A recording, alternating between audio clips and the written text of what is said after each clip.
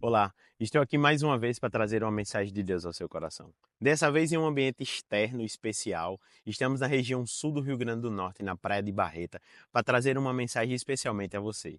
Eu já quero te fazer um convite especial, você que chegou aqui, a curtir, a comentar, se inscrever no nosso canal e ativar as notificações, para uma vez por semana ser abençoado através de uma poderosa mensagem da parte de Deus, através dessa via do YouTube. Fique conosco até o fim, seja mais do que abençoado em nome de Jesus. A mensagem de hoje é muito importante, é discernindo as tempestades. E eu já quero convidar você a curtir e a ficar até o final desse vídeo para ser abençoado através dessa mensagem. Deus te abençoe. A mensagem de hoje é muito importante e ela vai trazer uma clareza muito interessante ao nosso coração. Nós vamos avaliar hoje duas tempestades que acontecem. Uma nos evangelhos está no texto de Mateus, no capítulo 8, do versículo 23 ao versículo 27, onde a Bíblia vai dizer que Jesus entra num barco, convoca os seus discípulos para passar para o outro lado.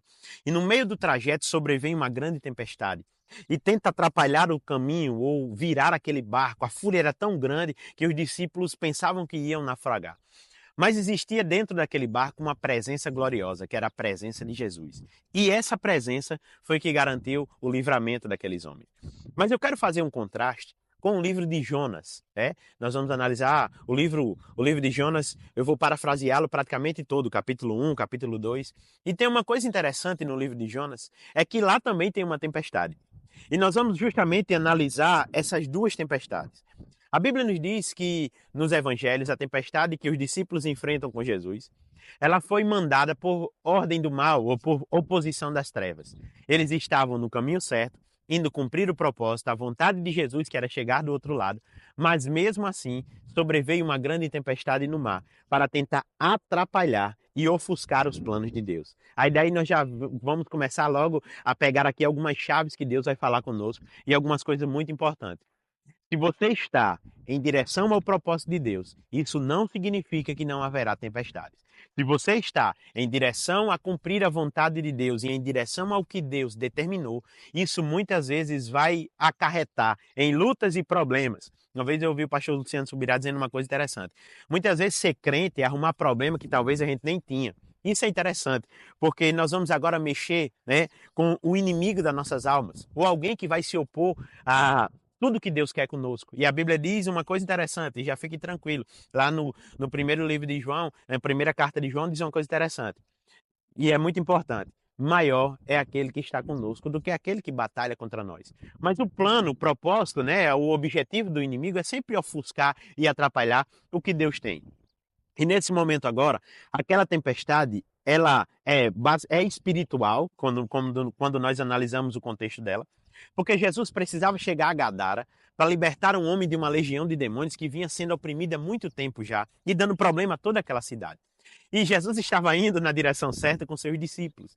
E nos traz uma grande verdade agora. E nesse momento Jesus se levanta, repreende a fúria das trevas, repreende o mar, ele repreende, isso aqui é interessante. E nesse momento agora tudo fez-se bonança. Ele acalma o mar, ele repreende aquela fúria. Na mesma hora, tudo acalmou-se. Porque por mais que o diabo tivesse, espiritualmente lançado aquela tempestade, isso que é interessante, até sobre domínio, sobre as coisas naturais, Jesus ele tem domínio sobre o natural, sobre o sobrenatural e sobre todas as coisas. E eu quero fazer um contraste com a tempestade que acontece lá no livro de Jonas, no capítulo 1. Essa tempestade não foi o inimigo nem a sua fúria, foi o próprio Deus que permitiu. Por quê? Aí olha que interessante, Jonas estava agora longe do propósito. Jonas estava agora indo em contrapartida, o contrário que Deus havia falado. Então, vai nos trazer também agora outra chave, outra coisa muito importante aqui agora, outro segredo.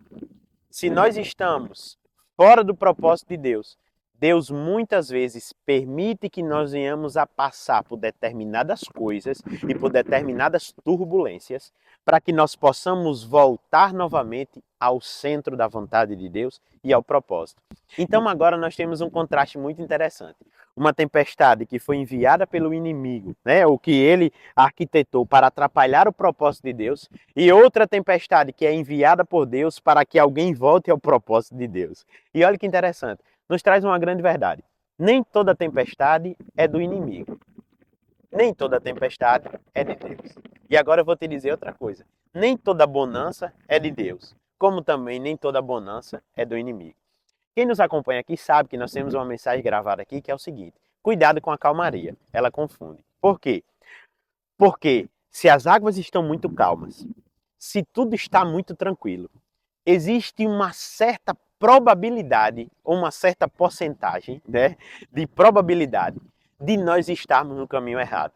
Porque quem está indo em direção ao propósito de Deus, ele vai enfrentar tempestades. Jesus ele nos advertiu, ele nos disse que no mundo nós teríamos aflição. Isso é uma advertência para nós não desanimarmos com as aflições. Mas nos traz uma verdade que muitas vezes nós precisamos passar por determinados processos que não queremos. E muitas vezes o inimigo, ele se opõe àquilo que Deus quer conosco, mas que ele se oponha e que nós estejamos no caminho certo. Porque se nós estivermos no caminho certo e Deus estiver conosco, a certeza que ele vai nos livrar de toda tempestade, de todo mal e de tudo ele vai trazer uma bonança na nossa vida. Agora nós temos que ter o cuidado, porque agora nós temos o contraste. Jonas está indo contra o que Deus falou. Jesus está indo em direção à sua vontade e ao propósito. E nós temos que avaliar e ter o discernimento de Deus de analisar se realmente aquilo que está sobrevindo sobre nós é algo que Deus permitiu ou algo que eu busquei.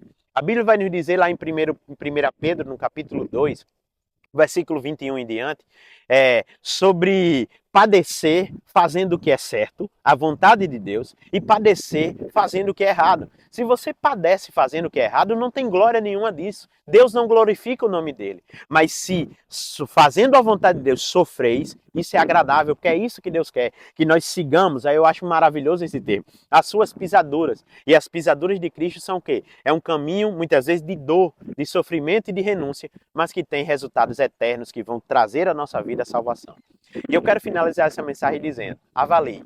Aproveite esse tempo agora para orar a Deus e analisar se o processo que você está passando é em decorrência da vontade de Deus, é em oposição do mal contra o propósito de Deus, ou se você está indo na direção certa ou na direção errada. Se você ficou conosco até o final, eu quero te fazer um convite a curtir, a comentar, se inscrever no nosso canal, ativar as notificações e uma vez por semana ser abençoado por uma mensagem como essa. Deus te abençoe em nome de Jesus.